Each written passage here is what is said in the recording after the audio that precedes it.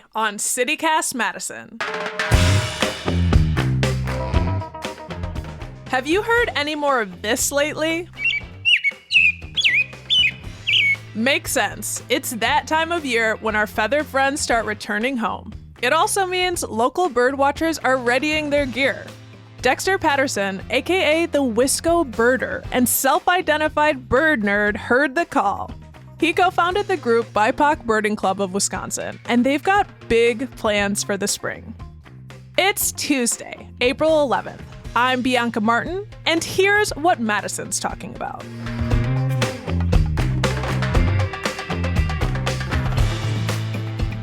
Hi, Dexter. Hello, how are you? I'm doing very well.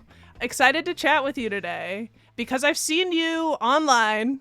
You make videos for folks so we can tag along on your birding adventures. Let's go. Let's go. So right out the gate, what's the rarest bird you've ever spotted in or near Madison? I would say it was outside of Madison, but it was a brown booby. And it was the first recorded brown booby ever in the state of Wisconsin. The brown booby is actually a pan-tropical seabird. So to find it on the Mississippi Flyway in La Crosse, Wisconsin was absolutely incredible. Oh my gosh. I'm assuming it's brown. What else does it look like? Oh, they're the coolest looking birds. So like they have these big feet and this super long bill. They look really goofy. Fun fact is like the sailors in the tropics actually named it the booby because they thought it was dumb because they would just land on the ships and like get all close to everybody and just kind of go about their business. So they named it the brown booby because they thought the bird was dumb. Kind of a dummy. That's hilarious. That's hilarious. Well, is there anything in Madison that you found that's kind of unique? You know, the thing with birds is I always tell people you never know what you might see. So there are always going to be rarities that pop up. There are always going to be these random birds like you're just like, why is this bird here? So there are definitely every season, there's always going to be some type of rare bird that pops up in Wisconsin. And a bunch of bird nerds like myself are probably going to go try to find it. Sure. Is there anything special about our region in particular when it comes to birding? Yeah, I would say, and that's a great question actually, Bianca, because before I started birding, I had no clue how many protected areas we had in this area, how many parks and conservancies and all these wetlands and all these protected wildlife areas in Dane County specifically. I had no clue they existed. So when I started exploring as a birder, I started exploring these natural areas that had been around me this whole time and I had no clue about it. So that I think that's one of the benefits of birding is it does get you outside. And I always tell people, get outside, get outside. But this forces you to explore different areas when you hear about maybe like the rare birds that I just talked about. One might pop up at a park or a place that you've never been, and next thing you know, you're there and you're exploring this new. That's the wonder. I think that's one of the biggest things I love about birding is this exploring the new, right? Never knowing what's going to happen. It's pretty remarkable because you're always going to see something different and you're always going to be learning. I caught the wonder bug. I birded last year for the first time, and I'm in love. When we talked to Mayor Satya Rhodes Conway the other day, she said she likes to bird at Cherokee Marsh. Have you ever seen her there?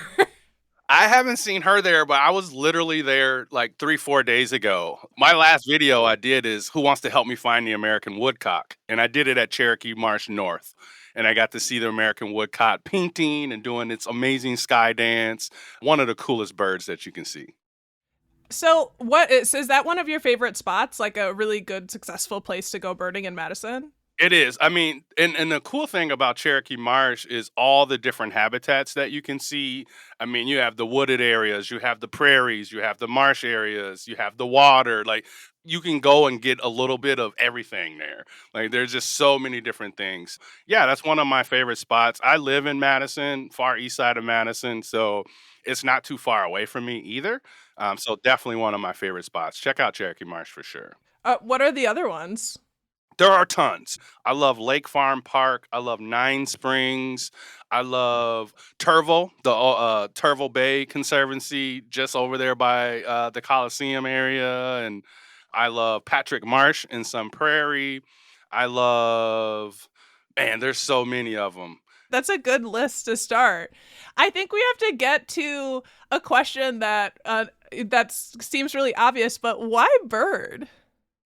Yeah, birds. It's funny because people are always like, Dexter, birds, birds, and I'm like, birds, yes. No, honestly, it was what got me, and I tell people this. My spark bird. So what a spark bird is this is the bird that you see that really sparks you, that lights this fire into you, that makes you curious, that makes you want to learn more. And my spark bird was the osprey. So this was a little over 10 years ago. And so I come across this video. And at the time, I was a newbie birder. I was a baby birder, as I would like to say. And I had no clue what I was looking at. So let me just level set there. Like, I didn't know what I was watching. All I saw was this bird. And so I see this bird, Bianca, and it's like just flying towards the water like a jet. Like I was like, what is happening here? It's big, it's like fierce, it's flying super fast towards the water. And here I am in my head, and I'm like, why is this bird flying toward the water so fast? Like I had no clue what I was seeing. And then all of a sudden, this osprey, like I said, I didn't know it was an osprey at the time, but it locks its talons. And I was like, okay, something is about to happen. And I was just glued to the screen because I'm like, something magical is about to happen. I don't know what it is, but I'm about to watch this. So I was stuck just staring at this screen. And I was literally, that emoji where your head's blowing up? Yes, yes. That was me. Yes. Like I Mind was sitting blown. there and my head's just blowing up, blowing up, blowing up. And it's still just flying to the water, flying towards the water. It's these big old talons. I mean, the osprey, if you ever seen one, they have these long talons. It hits the water. And I was like, oh my God. I start freaking out because I'm like, this bird is going to drown. This bird is going to drown. Like, what is happening here? Because it was completely submerged. This bird's going to die. And I'm freaking out. All of a sudden, you see his head start coming out the water, and I'm like, oh, it's not dead. So I was like so relieved. Yeah. But then it starts flapping its wings, flapping its wings, flapping its wings, flapping its wings, and it comes out of the water, Bianca, with a big old fish. I'm talking about a huge fish. And I'm like, oh, I was done. Like after that, I was like, I need to know everything about every bird. I'm going to be paying attention to every bird that I see, and I definitely need to find this one. And it was so cool because I found out it was an osprey, and then I found out that they actually come here. That they actually are here in the spring and the summer and very common. Actually seeing them, the first one that I saw was at Cherokee Marsh, which is pretty crazy. So they come to Cherokee Marsh. You can see ospreys at Cherokee Marsh. So I started exploring and I was like, I can't believe that these birds are in my backyard and I didn't know. And at the time, I was a student at Madison College, and my academic advisor at the time, Dr. Jeff Galligan, he is a birder. And he was the only black man I knew that was a birder. I trust him. Like he's my advisor. He was really there for me. So I remember sending him that video of the osprey because I was like, dude, you gotta see this, right? Like, Yes. because he was my bird guy. Anything bird related, I'm sending it to Jeff. So I send this video to Jeff, and he's like, oh, yeah, that's really cool. Check this out. So he sends me an email, Bianca, with all these photos of osprey that he took. And once again, I was that emoji with my head blowing up. And I'm like, wait a minute. So you've actually seen this and you took these dang pictures? Like I was done again. Like I was like, that was it. Like for me, like the osprey, seeing Jeff's images and just how beautiful this bird was.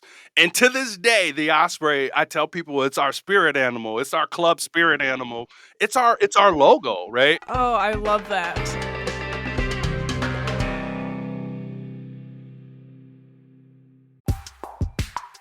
UW-Madison is a bona fide research powerhouse. As a devout science enthusiast, I get chills sometimes just walking across campus. Knowing I'm in the midst of groundbreaking discoveries is, well, electrifying. UW does this great yearly event, the UW Madison Science Expeditions, where you can literally get a piece of the action and visit the places and people doing the work. The variety of programming is kind of remarkable. It's a multi-day open house at more than 20 locations across campus. And you can see firework reactions in a jar, hold and feel organs, and ponder the limits of the universe at Washburn Observatory. The UW-Madison Science Expeditions is happening this weekend, the 14th through the 16th, and all events are free and open to the public. For a complete schedule, visit science.wisc.edu. Don't miss out, y'all. I've seen some super intense standoffs between some birds of prey, and it's truly a sight to see. But that sounds incredible. You know, you're talking about the group. You co-founded the group BIPOC Birding Club of Wisconsin in 2021, and it's dedicated to being an inclusive birding club for people of color. Why make that kind of club? The one thing what I would say is being a black man, being a birder of color, being part of the BIPOC community, when you start birding and you get out there, you do not see, at least in this region, you do not see people that look like you often at birding events, at these traditional birding events. And that was a little discouraging. And Jeff and I, as I started really nerding out over birds. I always liked them. So we would talk about birds when I was a student, and he was kind of nurturing this bird nerd in me. I started going out to events. I started going out to some of these areas, and I never saw anybody that looked like me. And that was the spark. I remember Jeff and I just kind of going back and forth, and it was kind of random because in June of 21, we decided to go birding together, and it happened to be Juneteenth. And we didn't plan it to be Juneteenth. Wow. It was just Juneteenth, and we went birding together at Nine Springs Eway, right over across the Beltline there by Southtown Mall. It's an awesome place to go birding. So Jeff and I were out there.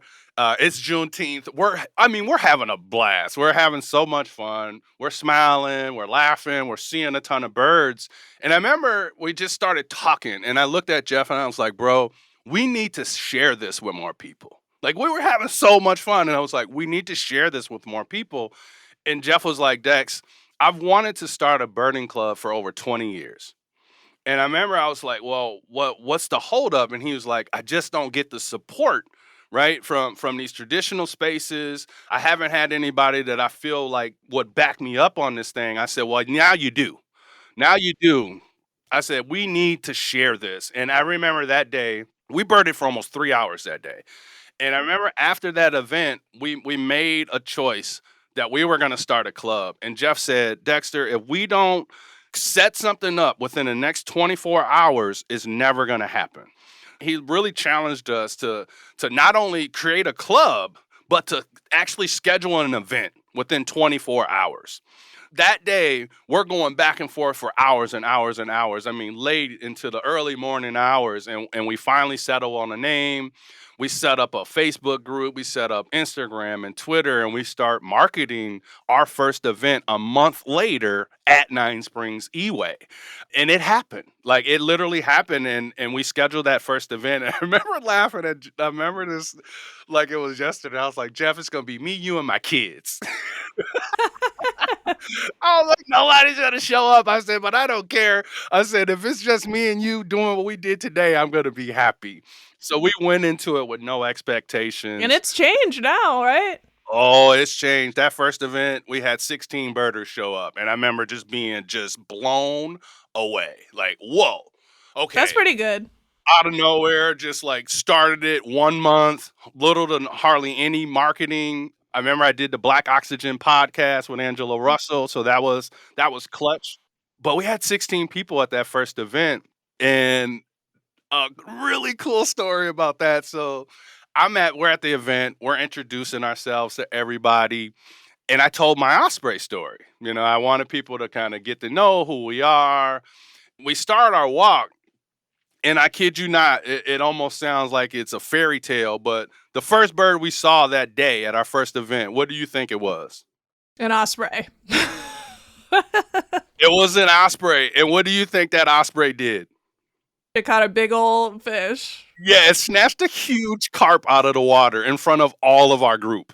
Not only did I see it, you have like all these witnesses that got to see this, and everybody's looking at me like I'm some bird whisperer after that because I tell this story, and then all of a sudden, the osprey comes and does exactly what I explained to them, and they're all freaking out.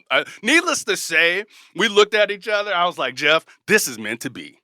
That's amazing. And what, can you talk a little bit about how it's evolved since? Yeah, it's crazy how fast it took off. During the spring and summer, sometimes and also in the fall, we have some more specialty events where we can do some other cool things. So there are months where we have more than two events, but it's grown to every single month at least two events. And we have anywhere from 30 to 100 people depending on where we are. We had 100 people almost 100 people register for our Milwaukee Zoo event. It is legit a movement, and like the community of, we call it the BIPOC flock. It's BIPOC birders. It's our allies. Like everybody is welcome. I get a lot of people asking me, I'm white. Can I come to your event? I said, well, you can come if you believe in a more inclusive and diverse birding community. If you want to make the outdoor experience in Wisconsin welcoming to everyone, you are welcome at our events. So it's for everybody. We created this community for people of color who love the outdoors and love birds, love the beauty of natural Wisconsin. And we want to just do our best to try to connect them with other people who share that same passion. So our field trips and events are open to all BIPOC birders and allies of all skill levels and interests. I always tell people birding is for everyone, even you.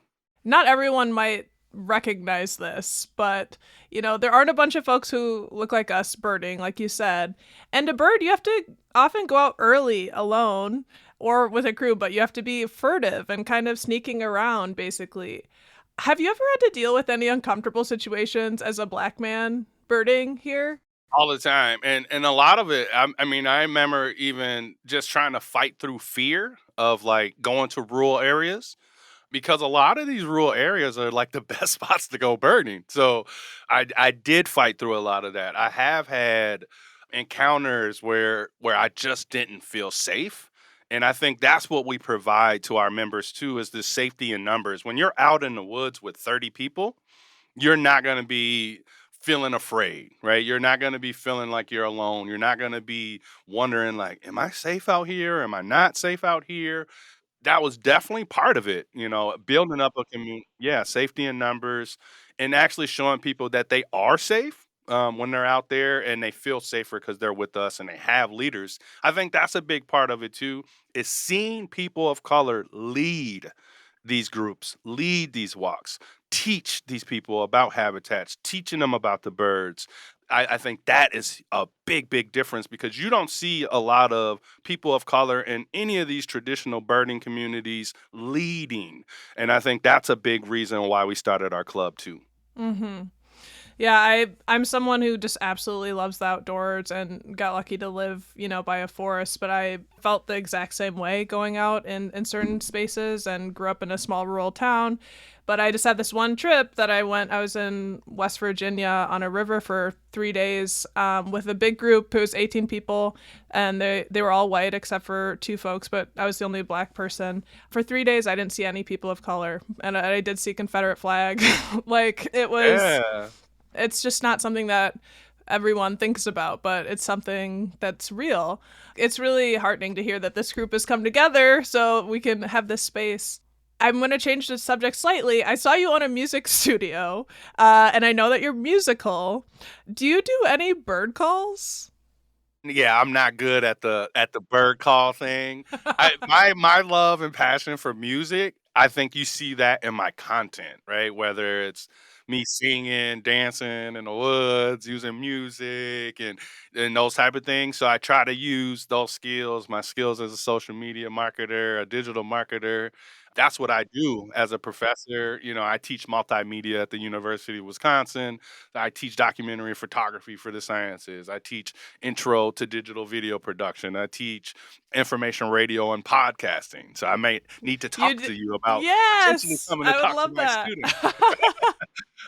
I try to infuse that stuff into my work to help teach and really spread this. I call it Operation Bird Joy. I'm just trying to spread as much bird joy as possible all over the world. And I'm pretty excited about what is coming. There's some cool things coming up. So. I love it. And you all do citizen science efforts, right? Like it's spring, so birds are going to be coming back, and I hear there's a big event happening, the Great Wisconsin Birdathon that you'll all be a part of. Can you talk about that and what that looks like?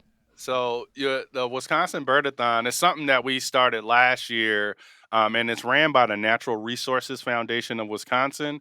And basically, what they do is they create all these teams all over the state, and for 2 months, from April 15th to June 15th, all these teams are scheduling events, and in 24 hours, you try to see as many birds as you can as possible, and it's a fundraiser. So you try to go out, you try to fundraise, you try to see as many birds as possible, and ultimately, what they do is they take all these funds and they have what they call the Bird Protection Fund. And all the money raised during the Wisconsin Birdathon goes to that bird protection fund. But the cool thing is only half of the money that you raise as a group goes to them, and the other half goes directly to your club, to who you are. So we have benefited as the BIPOC Birding Club of Wisconsin from that bird fund. We've gotten multiple grants from the Natural Resources Foundation to build and really grow our club. And just for reference, can anyone participate in this birdathon? Heck yes. Yep. Anybody is welcome. Birding is for everyone, even you. So if you're hearing my voice, this is for you. We're actually going to be in Milwaukee this year for the birdathon. So if you go to the BIPOC Birding Club, to our website, bipocbirdingclub.org, you can go to our events tab and you can see on May 13th, we'll be in Milwaukee at Warner Mart Park. Super, super awesome place. And we're actually going to do 2 birding events that day. So that first one will be at Warner Mont Park in the Milwaukee area there. We'll be there in the morning, and then part 2 will be at Lake Park in Milwaukee. So we'll be up in Milwaukee all day from 8 a.m. to 5 p.m. trying to see as many of these amazing birds as possible on the lakefront. I love it. Well, Dexter, Dex, the Wisco Birder, you go by many names, and well earned. Thank you so much for giving us a picture into what you're up to. It's fantastic. Thanks for having me, Bianca. It's been fun chatting with you. That's Dexter Patterson, the Wisco Birder. He's co-founder of the BIPOC Birding Club of Wisconsin and teaches photography at UW-Madison. You can follow along with his birding adventures on Instagram at Wisco Birder. Huge recommendation there if you like what you heard today.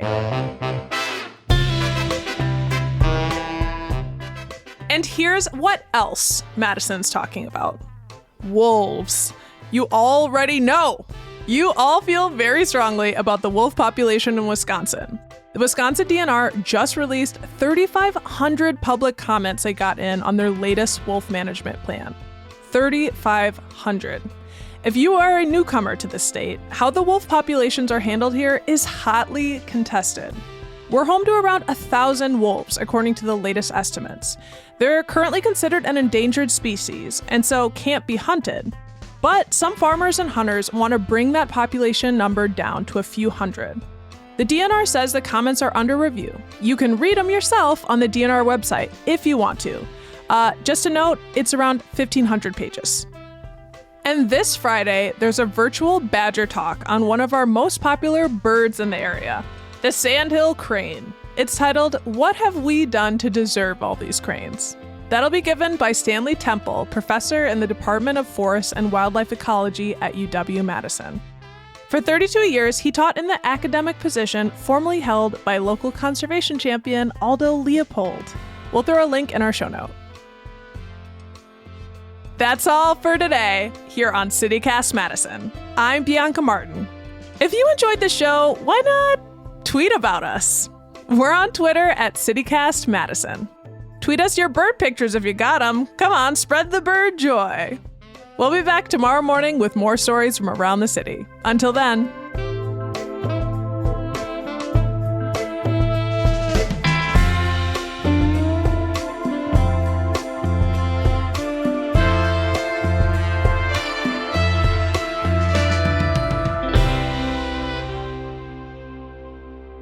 You start asking me about birds, man, I get kind of excited.